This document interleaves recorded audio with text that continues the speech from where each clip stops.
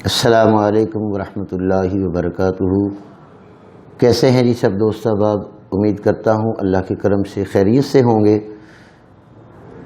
مطب ابن طبیب اینڈ حجامہ سینٹر کی جانب سے حکیم محمد ضیاء پھر آپ کی خدمت میں حاضر ہوں۔ چونکہ آپ سن چکے ہیں کہ پچھلی ویڈیو میں عرض کر رہا تھا کہ انسان بیمار کیوں ہوتا ہے، کیسے ہوتا ہے، کب ہوتا ہے۔ پہلے ہمیں اپنی بیسک چیزوں کو جاننا میرے دوستو ضروری ہے۔ ہم تب ہی کچھ سیکھ پائیں گے جب ہم اپنی بنیادی چیزوں کو سمجھیں گے، جانیں گے اور ان کو پہچان کر کے پھر ہم دیکھیں گے کہ ہم بیمار کیسے ہوتے ہیں۔ پھر ہمیں علاج میں آسانیاں ملیں گی۔ جب ہم سب کچھ ڈاکٹر یا طبیب پہ چھوڑ دیں گے تو پھر ہمیں مشکلات کے ساتھ ساتھ اخراجات کا بھی اضافہ برداشت کرنا پڑتا ہے۔ تو محترم سامعین و ناظرین، مطب ابن طبیب آپ کی صحت کا حبیب بن کر حاضر خدمت ہے، جس میں انشاءاللہ العزیز ایسی چیزوں کو لایا جا رہا ہے جو آج سے قبل، آج سے پہلے آپ نے پڑھی سنی ہوں گی، لیکن اس طرح سمجھنے کی کوشش نہیں کی ہوگی جس طرح انشاءاللہ میں آپ کو سمجھانے کی کوشش میں مصروف ہوں۔ تو سب سے پہلے یہ دیکھیں کہ بیماری یا انسان کا تعلق یہ آج کا نہیں ہے۔ جب سے آدمی دنیا میں آیا ہے یہ بیمار ہو رہا ہے، تندرست بھی ہو رہا ہے، اور حکیم بھی، ڈاکٹر بھی، سائنسدان بھی موت کی گھاٹ اتر رہے ہیں۔ سوائے موت کے ہر چیز کا علاج دنیا میں اللہ نے اتارا ہے۔ یہ صرف اپنی اپنی سوچ ہے۔ چونکہ میں آپ کو نیکسٹ ویڈیو میں انشاءاللہ جس طرح میری ترتیب بنے گی اسی طرح انشاءاللہ آگے آپ کو بہت مکمل آگاہی کے ساتھ میں اپنے ساتھ رکھوں گا، صرف آپ کی توجہ درکار ہے۔ تو محترم سامعین، جس طرح آپ دیکھ رہے ہیں کہ ہم خود سے پیدا نہیں ہوئے، ہمیں پیدا کرنے والی کوئی ذات ہے اور اسے ہم مسلمان اللہ کے نام سے پہچانتے ہیں، اور ہماری اصلاح کے لیے 1,00,000 کم و بیش 24,000 انبیاء اکرام کی ذات مقدسات کو نازل کیا گیا۔ کچھ کتابیں نازل کی گئیں، کچھ صحیفہ جات نازل کیے گئے تاکہ ہم اس راہ پر چل سکیں جس راہ پر اللہ ہمیں چلانا چاہتا ہے۔ اب جو لوگ پڑھے لکھے ہیں، اسلام کو سمجھتے ہیں، الحمدللہ وہ اللہ کے قانون کو بھی سمجھ کر اگر چلتے ہیں تو ان کو ایک ایک قدم پر، ایک ایک عمل پر اجر ملتا ہے، کیونکہ ان کی زندگی اللہ کے قانون کو سمجھ کر چل رہی ہے۔ گناہ کیا ہے؟ اللہ کی بات کو نہ ماننا، اپنی مرضی سے چلنا، یہ گناہ ہے۔ اور ثواب کیا ہے؟ اللہ کو سمجھتے ہوئے، اللہ کی مانتے ہوئے زندگی اپنی گزارنا۔ لیکن اس میں فرق یہ ہے، من مانی کر کے گزارنے کا نام نافرمانی ہے، اور مان کر زندگی گزارنے کا نام فرما برداری، اسلام اور مسلمان کہلاتا ہے، چونکہ مسلمان کا معنی ہی فرما بردار ہے۔ اب اللہ کی طرف سے 2 قسم کی آزمائشیں آتی ہیں میرے بھائیوں اور دوستو۔ ایک آزمائش ہے کہ نبی بھی بیمار ہو گیا، ولی بھی بیمار ہو گیا، کتب بھی بیمار ہوا، ابدال غوث بھی بیمار ہوئے، بڑے بڑے بزرگان دین بیماریوں میں پڑے ہیں۔ اور ایک آزمائش یہ ہے کہ بڑے بڑے بدماش، اوباش، فاسق و فاجر دنیا میں بیمار پڑے ہیں، اور کبھی انہیں سر درد بھی نہیں ہوا، جس میں آپ اور میں سب نے سن رکھا ہے علماء کرام سے کہ فرعون ایک ایسا کافر گزرا ہے جس سے 400 سال تک سر درد بھی نہیں ہوا میرے دوستو۔ 400 سال تک سر درد بھی نہیں ہوا۔ اب اس کا مطلب یہ نہیں کہ اللہ نے اس سے پوچھا نہیں ہے، اللہ نے فی طغیانہم یعمہون، اللہ فرماتا ہے میں ان کی رسی ڈھیلی چھوڑ دیتا ہوں۔ تو یہ 2 قسم کی بیماریاں ہیں۔ نیک آدمی بھی بیمار ہوں گے، جیسے بچے ہیں، بچے معصوم ہیں، آپ کو پتہ ہے فرشتہ نما ہوتے ہیں، وہ بیچارے بچپن میں تکلیفوں میں، الٹیاں پوٹیاں، ڈائریا، بخار، ہیضہ، اس طرح کے امراض میں بیچارے بچپن میں چلے جاتے ہیں۔ اور جیسے ایک آدمی نیک انسان ہے، وہ بھی بیمار ہوا تو چلا گیا۔ تو جانے والے نے جانا ہے، موت کسی کو نہیں چھوڑے گی۔ ہم نے فیصلہ یہ کرنا ہے، سوچنا یہ ہے، سیکھنا یہ ہے کہ آخر بیماری کیوں آتی ہے۔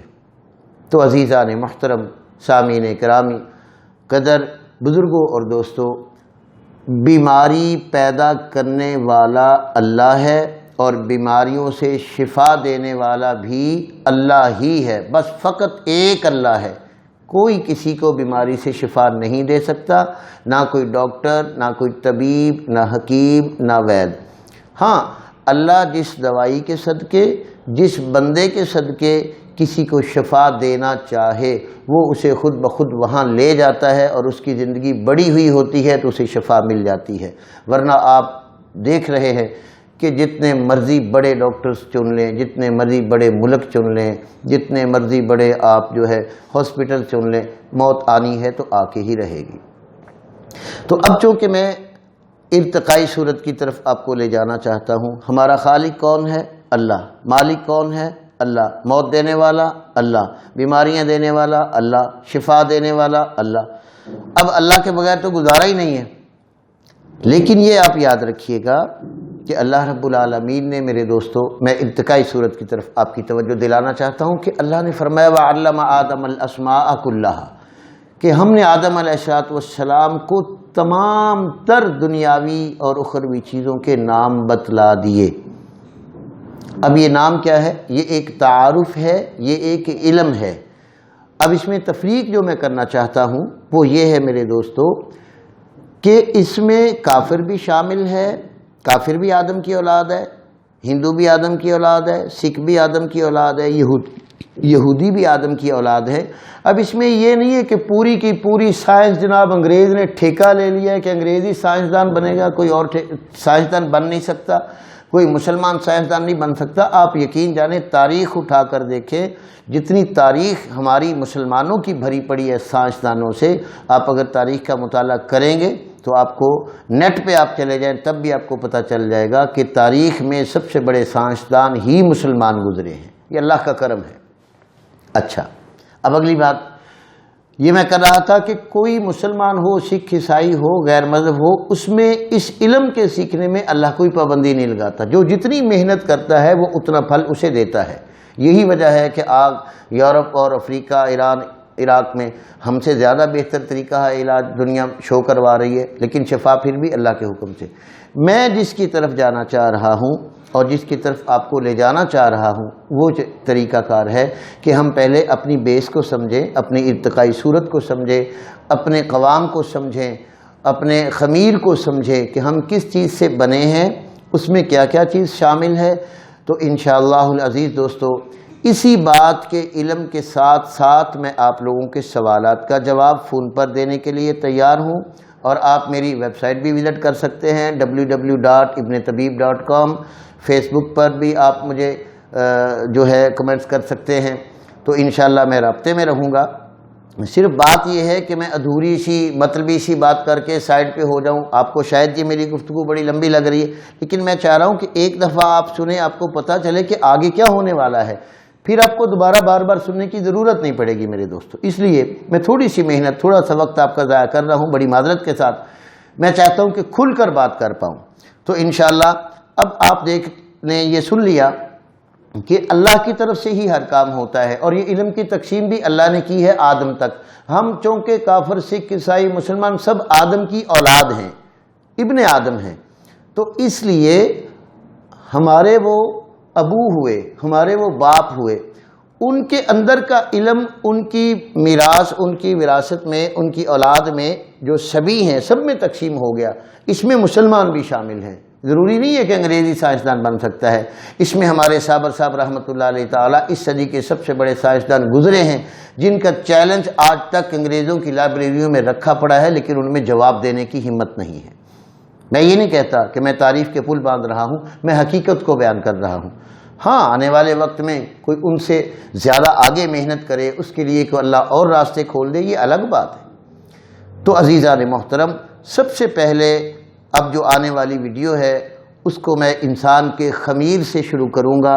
قرآن و سنت کی روشنی میں یہ ثابت کروں گا کہ اللہ نے کیسے انسان کو بنایا، اس کے مٹیریل میں کیا استعمال ہوا ہے، اور یہ جس خطے میں، جس دنیا میں، جس سیارے پر یہ رہ رہا ہے، یہاں اس کی ضروریات کی تمام چیزیں موجود ہیں، اور اس کی ضروریات میں اس کی خوراک کون سی ہے، اس کی غذا کیا ہونی چاہیے، انسان کتنے مزاج کا ہے، غذائیں کتنے مزاج کی ہیں، موسم کتنے مزاج کے ہیں، انسان کی عمر کے کتنے ادوار ہیں، انسان ایک جگہ سے دوسری جگہ جائے تو کن چیزوں کا خیال کرنا چاہیے، اس چیز کو انشاءاللہ آگے چلتے ہوئے میں عرض کرتا رہوں گا۔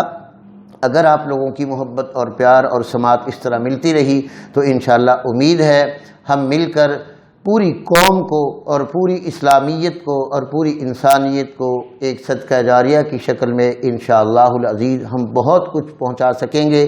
میں امید کرتا ہوں کہ آپ کو میری یہ باتیں اچھی لگیں گی اور اچھی لگ رہی ہوں گی، یہ آپ کے کمنٹس ہی بتائیں گے۔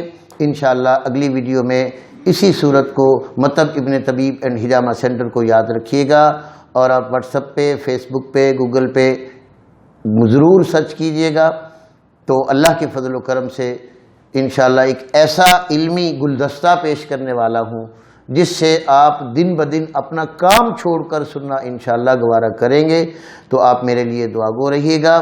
انشاءاللہ اس سے اگلی ویڈیو ارتقاء انسان کی تمام تر باڈی کی چیزوں کو، ان کی ضرورتوں کو، ان کی بیماریوں کو، ان کی پوری تفصیل لا کر کے، ہاں اس کے درمیان اگر کسی دوست کو کوئی مشورہ کرنا ہے، کوئی مجھ سے سوال کرنا ہے بیماری کے بارے، کی دوا کے بارے پوچھنا ہے، گھر بیٹھے آپ مجھے کال ملائیے گا۔ میرے کال کے نمبر آپ کو واٹس ایپ پہ بھی مل رہے ہیں، اور جو ہے یوٹیوب پہ بھی ملیں گے، آپ کو گوگل پہ بھی مل جائیں گے۔ انشاءاللہ فوری کال کیجئے گا، میں آپ کی جتنی ہو سکا ہیلپ کروں گا۔ انہی الفاظ کے ساتھ حکیم محمد ضیاء اور مطب ابن طبیب اینڈ حجامہ سینٹر کی ٹیم کو اجازت دیجیے۔ السلام علیکم ورحمۃ اللہ وبرکاتہ۔